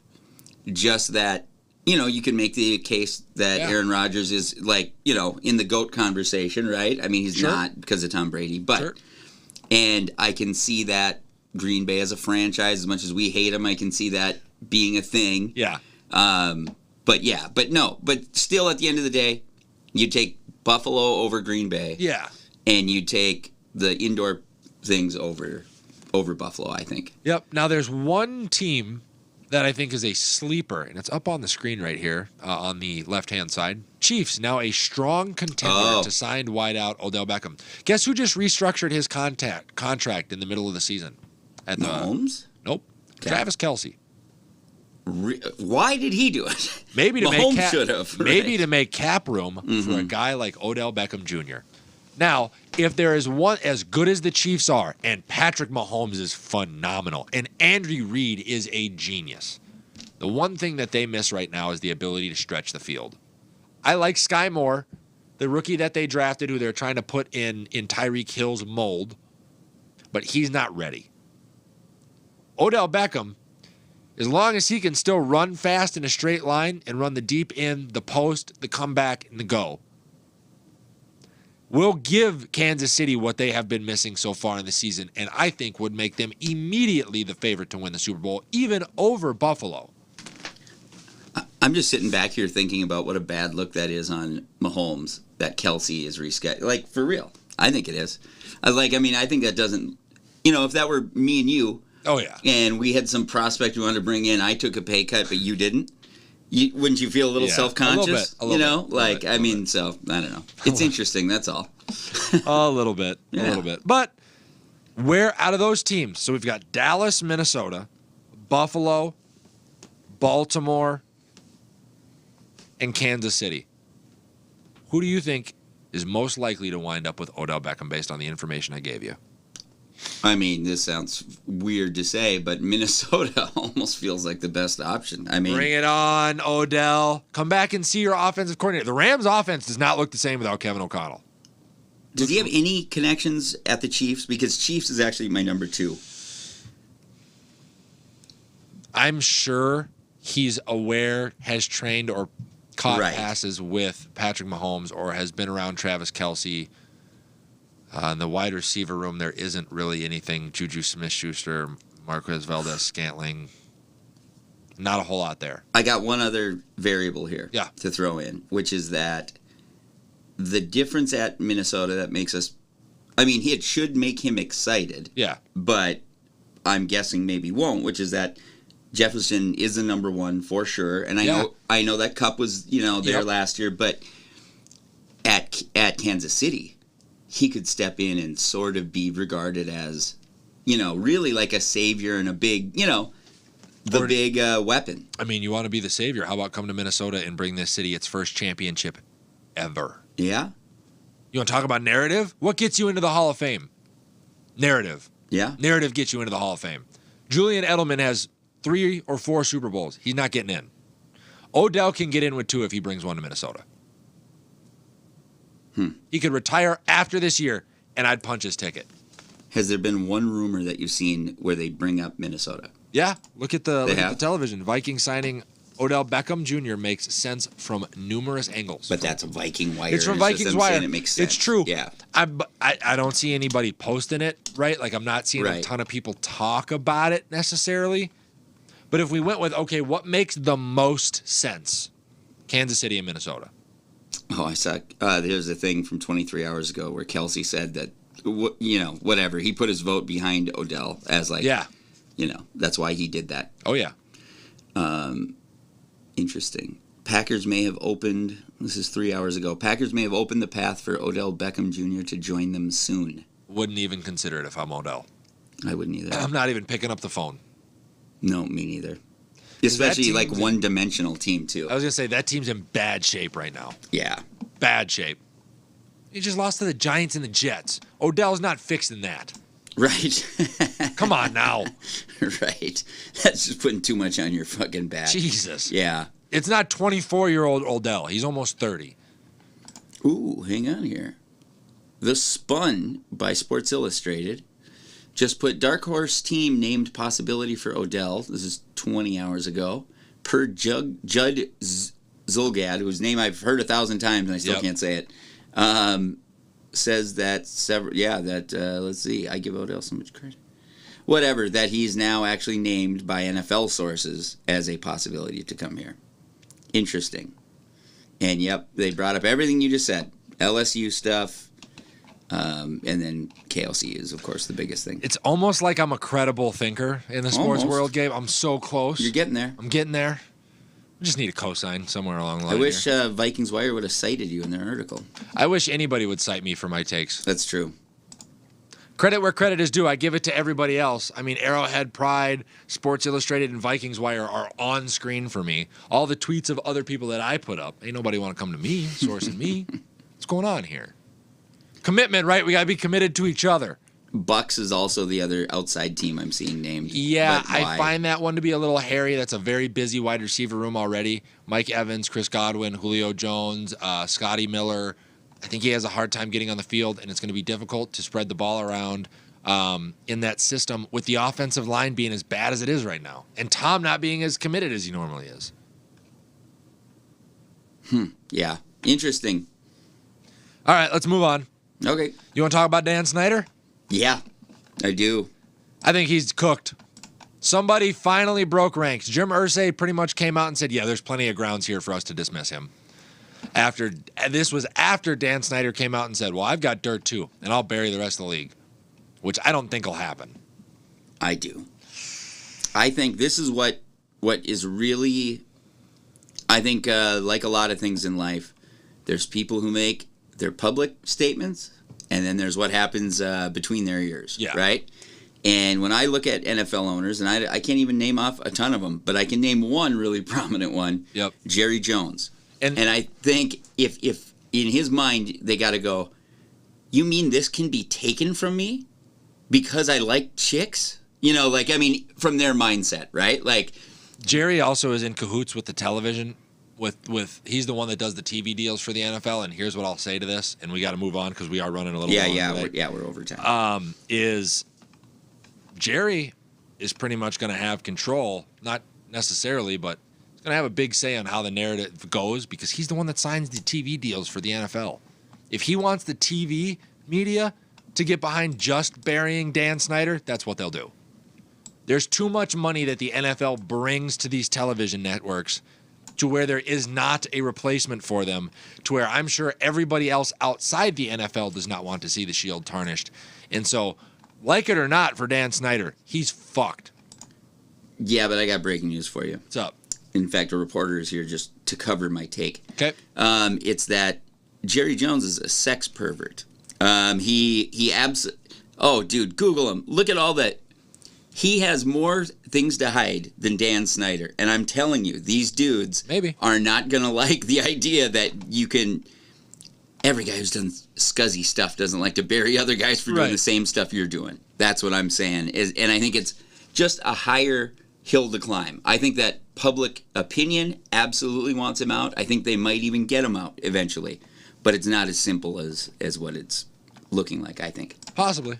Let us know what you guys think in the comment section. We're going to sprint through some of this other stuff. I always go long when I'm by myself because I don't have Mike here to check me on time. Well, I keep you. Yeah. Let's look at the NFL key games this week. Buzz through these real quick. Two real important ones that we do want to get to is going to be the Colts at the Titans. First, that's going to be a noon game. Somebody's going to have to take this division. They're both sitting at 3-2. Yep, there you go. They're both sitting at 3-2. It's going to be a battle of bad quarterbacks and stud running backs. Matt Ryan and Ryan Tannehill, not all that great. Both of them on the way out. Gabe, you could beat them both up. I was going to say, it sounded like you made a good porn title or whatever. Bad quarterbacks and good running backs. And yeah, then Derrick Henry and Jonathan Taylor. Going to be a physical game, and I think this will have playoff implications. The way that division is playing right now, there's probably only one team that makes the playoffs, and this could be what decides it. So you will get playoff atmosphere at noon on Sunday, and then moving from them over to Denver versus the Jets. Now, the Jets have looked pretty good the last couple weeks. Denver hasn't looked good since last season. Well, before last season, 2 years ago. They're in trouble.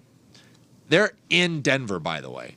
If New York marches into Denver with all those rookies and embarrasses Russell Wilson and Nathaniel Hackett again, Nathaniel Hackett's getting fired. He has the hottest seat in the NFL. Damn it, I missed these comments from earlier. Sorry. All good. Terry Yates says Dak Prescott isn't good enough for him. However, it would open up a lot of possibilities having his talent on the other side of Gallup or Lamb. Good point. Thank you very much. Tim Jackson says why? He is number one. He's the number one, 20 passes a game. I don't know who he's referring to. Would have to go back in the show. Tim, if you're still watching, let us know. Yeah, let us know. Thank you guys for commenting in, by the way. We love doing these during the show. Gabe is always a man with his hair on fire. I'm doing like double duty back here today. Yeah, Marcel's, yeah. So, but yeah, he gets fired. Hottest seat in football. And if Hackett goes, Elway's next. I will beat this drum. Gabe knows there are certain circumstances where I sit back and this is the way it's got to be. I beat the drum over and over and over again. And I've been pretty correct up to this point. I'm not always right, but I'm pretty close. Elway's the next one to go. Peyton is sitting right at this point, is probably looking over his shoulder to run the front office of that team. If Peyton one day wants to be an owner, what better thing to put on your resume than to be the GM of the Denver Broncos? The owners aren't committed to either one of them. They inherited them when they bought the team, and they can flip this narrative whenever they want. That's what I got for Denver. My picks for the game, I will take the Titans to beat the Colts. They just seem like a tad bit more resilient team, and they are less limited on offense than the Colts are. The Colts are literally Jonathan Taylor and an offensive line. I don't know who they have at wide receiver. Their quarterback's awful, and their tight ends are below average. So I will take the Titans in that game, and then I'm actually going to go ahead and take the Jets versus Denver. And then Nathaniel Hackett can get in line right behind P.J. Fleck for the gallows next week. That's what we got. Now you want to cover UFC 280, Gabe? Yes, please. Let's cover just the three main fights since we're running a little over. I was going to talk about the Sean Bradley fight and the Gamrot fight. No need. Let's start with Peter Yan versus Sean O'Malley. Sean went over 2 weeks ago. And has been acclimating to the time change, the climate, everything early. Peter Yan, I believe, came over 2 or 3 days ago. Who do you got in this fight, Gabe? Peter Yan. Peter Yan. I don't think that. I mean, hey, I'll say this. I've always thought that. Sugar Sean. Yeah, Sugar Sean. I always say Shane or Sean, but Sean whatever. O'Malley. Yeah. I've always thought he's a bit of a hype show. Okay. Now he did kind of, the last fight was really convincing. First one where I was like, okay, all right, he might really be there. Now, if he wins this fight, I he's an was immediate wrong. title contender. Yeah. I mean, I was 100% wrong if that's the case. Yeah. I don't see it happening. I think that the volume that Yan comes at, like his boxing and stuff, he's so fast. Yes, and that whole thing about him being there early, it almost doesn't matter with Yan. Like, he can show up, he can roll out of bed and fight, like, at a frenetic pace, it seems like. He's a cardio king. I think Sean has some of that in him. We've seen him go 3 rounds multiple times. There is a little bit of there's some schematic things that I do want to mention here. Peter Yan, all of his last 4 or 5 fights have been 5-round fights. This is a 3-round fight. Big difference.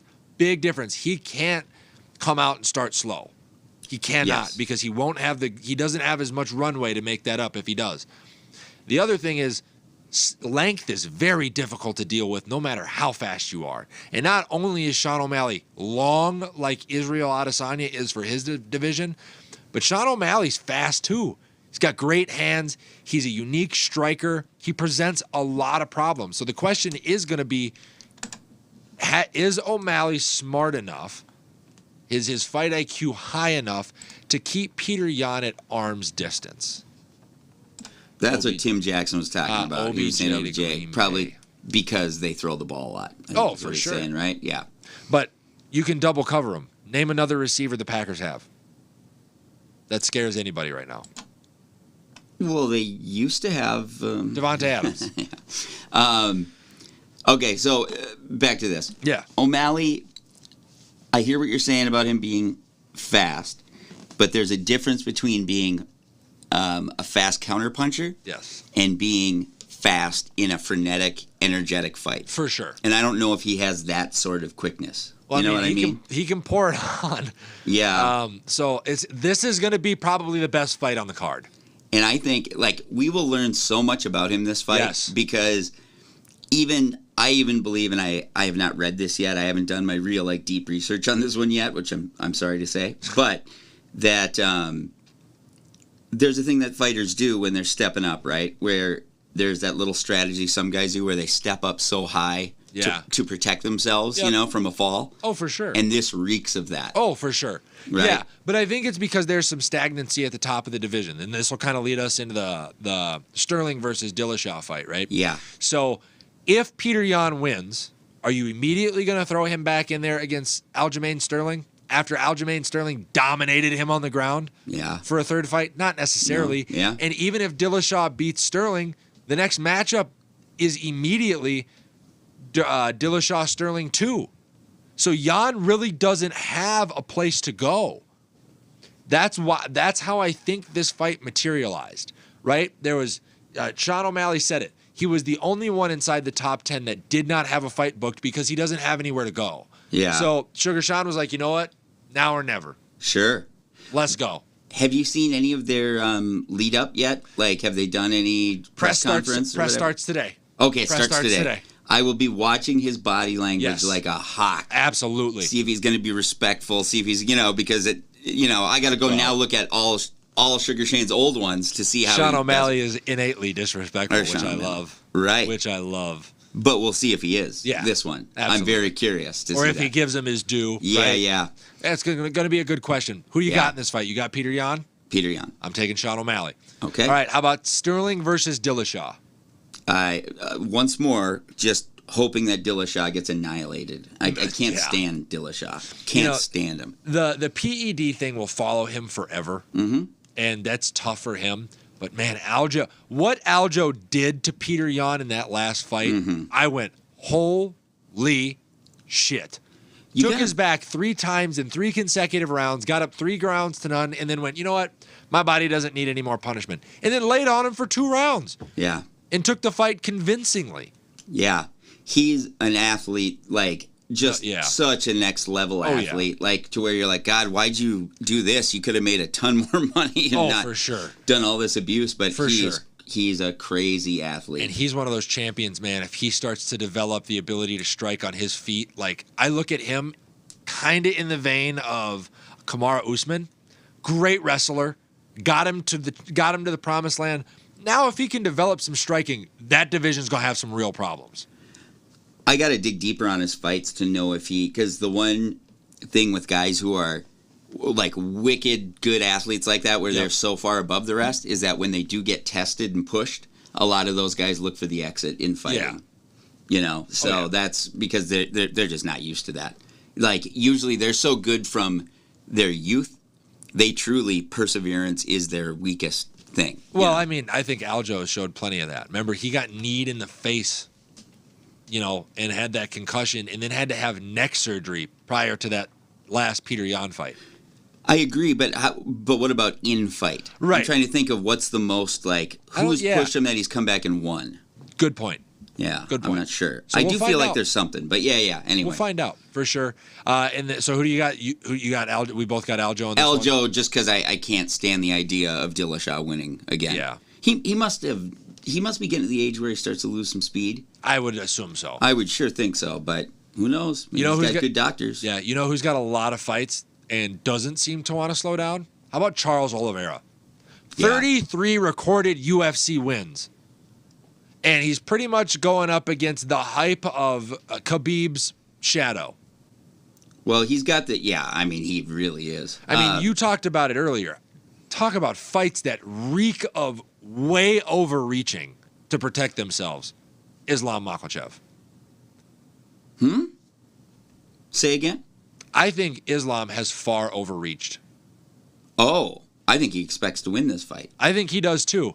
And I think Khabib expects him to win because they want the spotlight for their camp. I don't think any of them legitimately, like if we went to brass tacks, Charles Oliveira is a monster. After he had his kid, he came back a different fighter. Okay, so he misses weight, and we're going to get to the excitement of if he does again here in a second, right? But in any fight that he's in, he is the favorite. He's great on the ground. He's an electric striker. He's got a brass chin. Like, yeah, but so he occupies some magical space where has there ever been a champion who has done so much, who has won so convincingly in so many ways, but for some reason just feels beatable? Like, I'm not saying he is, but it's like to other fighters. He doesn't have that aura. He doesn't have that, like... Well, it's because he's got the stench of losing early in his career. Right, but it's even his skill set, though. Like, even though it's fucking phenomenal, it's so well-rounded. Yeah. It's like the coach's son out there kind of thing, right? He just does everything really well. Yep. And, you know, I think his greatest strength, and I'm not going to take credit for this, I heard it on a Joe Rogan thing, but I think it's super compelling. And really, there's the greatest counter argument to it is he, as a champion fighter, still fights like a contender. Yes. Fearlessly takes the fight to it, takes risks. Oh, yeah. And who is the greatest counter to that? Conor McGregor. Yeah. Talk about someone who just fights scared now that he got, once he really ascended.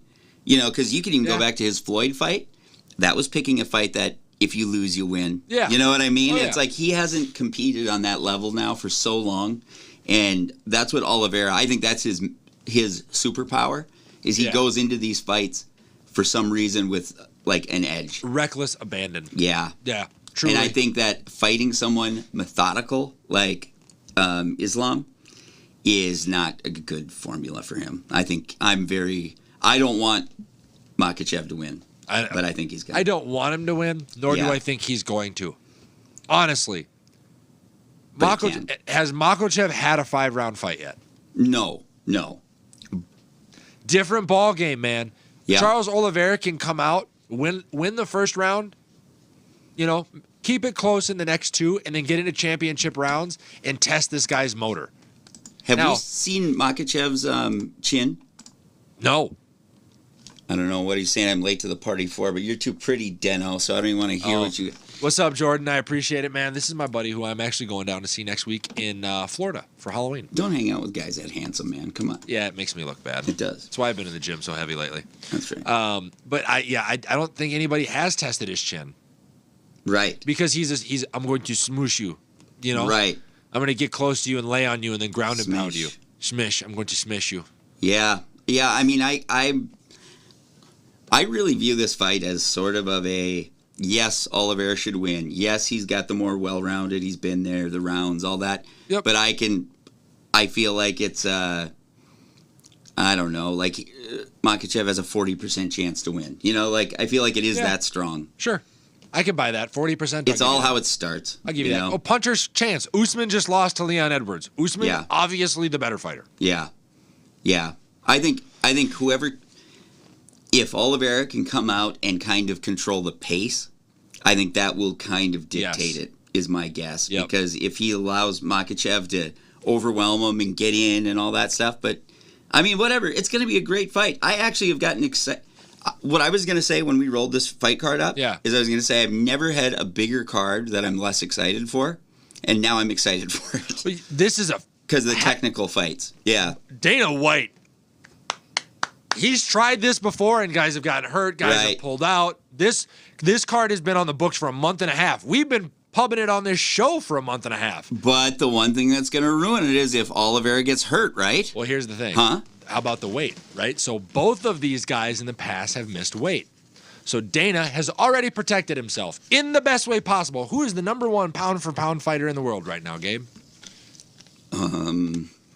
Usman? Alexander Volkanovski. Yeah.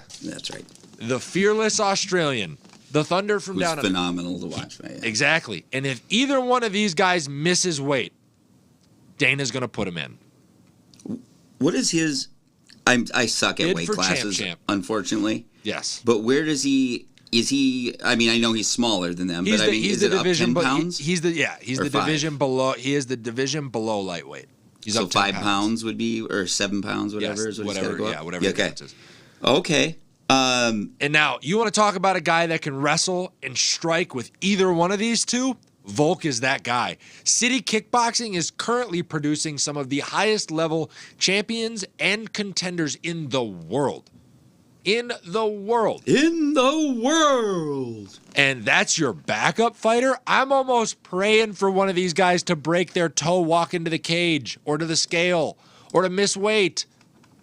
I'm praying for it. I want nothing more than to see Alexander Volkanovski become a champ because he's already said that if he does it, he's going to defend both belts like Amanda Nunes. I don't know. Who would you rather see him match up with between those two guys? If you Oliveira. could choose which one to get hurt. Oliveira. Okay. Oliveira? Because there's still questions about Islam, right? Mm-hmm. I want it to be convincing. I want him to walk in against the number one guy in that division, take him out, and then work on everybody else. I don't want him to come in, take out Islam, who's never been in a 5-round fight before, and then everybody go, well, you didn't really fight the champion. Last thing, or at least for me that I have, is Oliveira, if he misses weight, what does that mean for him? What He's done at happens this going division. forward? He's got to be done at lightweight.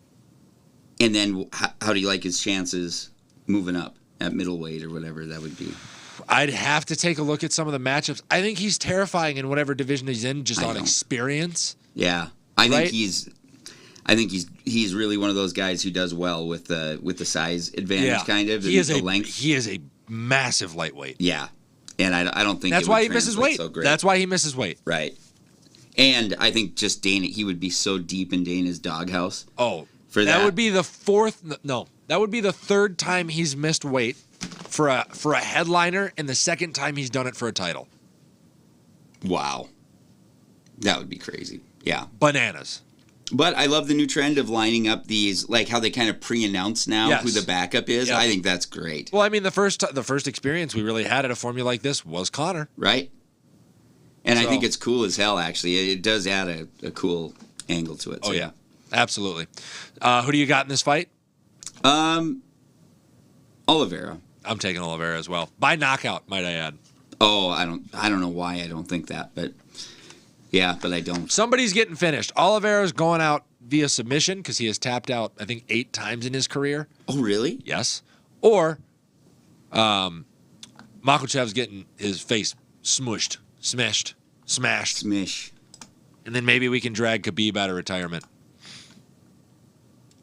Oh man, I'm so Yeah, see? interested at the dynamic between Makhachev Yeah. and Khabib because I can see whatever. Like I see this as some attention for Khabib that he likes. Like it's And his Khabib- ego. yeah, He's like and a dad who kind of. And Khabib owns his own fight promotion now. What better way to put spotlight back on Khabib and get him in the headlines than to have his guy in the main event of the biggest card of the biggest promotion in 2022? And then he's gonna pull him out and make him fight in his thing exclusively. Yeah. All right. So that's it. 2 quick things before we wrap the show for the MLB playoffs. I know me and Gabe haven't been paying a ton of attention to this. We apologize. But we do have Phillies Padres. So matchup of former national greats in Juan Soto and Bryce Harper. Bryce Harper has been finally, as advertised for the Phillies, tearing the absolute cover off the ball, hitting over 400, 4 home runs, 7 RBIs and 11 hits, squaring off against Manny Machado, who has been keeping the Padres afloat. Gabe, who do you have in this series? I'm gonna go with the Phillies actually. Same. I like the energy. What's so weird is, am I going to be in a position where I'm pulling for Bryce Harper? Oh, yeah, you are. God, Man, it feels that way. He is the top heel in the MLB, and every once in a while, those guys win a title. Yeah. And kind of like, I'll feel like he really earned it. You know what I mean? Because he deserves it. Left the Nationals, struggled for a couple of years. The roster wasn't great this year. He battled through a broken thumb, came back in time for the playoffs, and then led the team in all hitting categories that matter to where they've gotten to at this point. And also, don't forget, he came back from getting beamed in the face. True.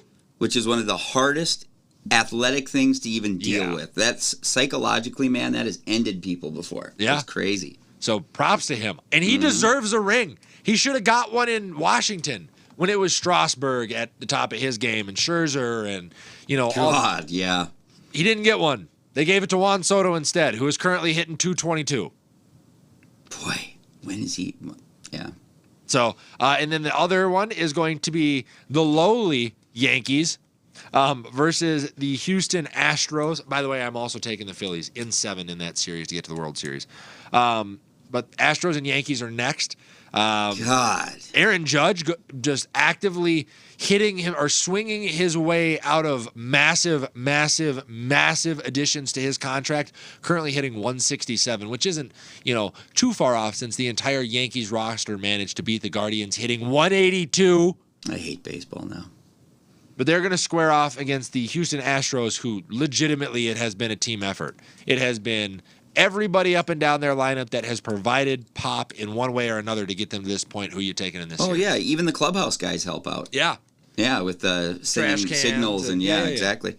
I can't tell you how much I hate both teams. Yes. It's like, this sucks. What a bummer. Yep.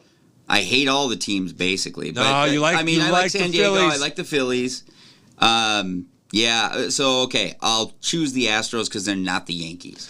I will choose the Yankees because they are not the Astros, but I'm telling you right now, we're at an impasse. Bryce Harper seems to me like, what a narrative, right? Yeah. Bryce to get to the World Series and then just be the Yankee killer. I would love that. If he beats the Yankees in the World Series, I think he surpasses Trout as like our mantle. I've been spinning that narrative for years. How many deep playoff runs does Mike Trout have on his record? Well, yeah, right. Big goose egg. Big old goose egg. So I will take the Astros in 5 in that. He did come back really impressively, though. Trout. Yeah. Super impressively. Yeah, I'm going to take the Astros in 5. I would like to see the Yankees win, but I'm going to take the Astros in 5. The Yankees can't hit the fucking... And when I say, by the way, Aaron Judge playing himself out of a ton of money right now, he definitely is. Going all year, all this regular season success, and then to get into the playoffs, hit 167 in a contract year when the playoffs are what matters in New York, and not show up. A-Rod lost a lot of money in New York over this. Aaron Judge about to lose a ass load if he doesn't turn it around. I feel like he can have a game where he goes 2 for 3 and 2 for 5, and all of a sudden, like, that'll be enough to save it. Oh, you know what I mean? But he also But if he bombs out, it won't be good. Yeah. But he also could have come in and done what Harper's doing, and then you'd be looking, and he could come to the table and be like, $500 million, pay me. And he's not getting that now. Right. No, totally true. 100%. So, all right. So, looks like we're going Astros-Phillies for the World Series. That's our prediction. Yep. Like it. Yep. Like I'll watch a couple games at least. There we go. All right, ladies and gentlemen, that's all we have for the show today. I apologize that I went a little long, but I know you like sports talk, so I'm sure you're not too upset. As always, glad to have you guys with us. If you enjoyed the show and you would like to share it with some of your sports friends that enjoy these conversations as well, we would greatly appreciate it.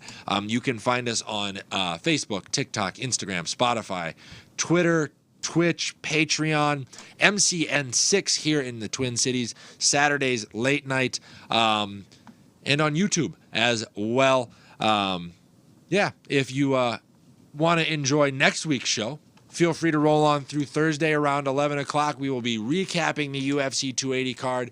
I'm sure we're going to be taking a look at what the end of the MLB playoffs look like and previewing the Vikings matchup ahead of their showdown with the Arizona Cardinals in Minnesota, I believe. I think it's actually a home game for us this year.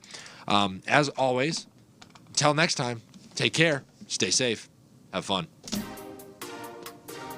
Ooh, I guessed the button too. I was late on it. Feeling good about that. My dogs are barking.